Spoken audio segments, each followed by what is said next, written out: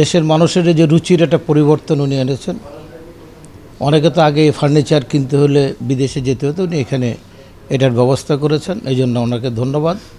আর ব্যবসায়ীদের সম্পর্কে, ব্যবসায়ীরা রাজনীতি কোনো দলকে সমর্থন করতে পারে, কিন্তু রাজনীতিবিদ হয়ে যাওয়া, এর পরিণতি সালমান, এস আলম, আজিজ খান, ফারুক খান, তারপরে আপনার নজরুল ইসলাম মজুমদার, এই যে এদের অবস্থা দেখলে বোঝা যায় যে এইভাবে ব্যাংকের টাকা লুট করা আর দেশ থেকে টাকা পাচার করা, এর পরিণতি খুবই খারাপ।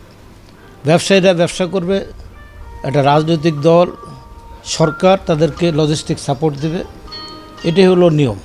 কিন্তু ব্যবসায়ীরা যখন রাজনীতির নিয়ন্ত্রক হয়ে যায়, এই ঈদে জামা জুতো অ্যাকসেসরিজের ডিসকাউন্ট,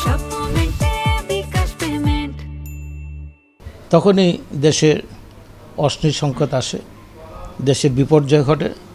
এটা আপনারা দেখেছেন 5ই আগস্ট, এরপরে যে 30 লক্ষ কোটি টাকা এই দেশ থেকে যারা পাচার করে নিয়ে গেছেন, তাদের কি অবস্থা, সেই সরকারের কি অবস্থা, এবং যারা এই অনৈতিক কাজের সাথে সহায়তা করেছেন, ব্যাংক লুট করেছেন, ব্যাংকের অর্থ পাচার করেছেন, তাদের আগামী দিনে বিচারের ব্যবস্থা করা নৈতিক দায়িত্ব। যে সরকারে আগামী দিনে রাজনৈতিক সরকার, নির্বাচিত সরকার আসবে, প্রথম দায়িত্ব হবে যারা এই ব্যাংক লুট করেছে, দেশ থেকে টাকা পাচার করেছে, তাদের বিচার করা।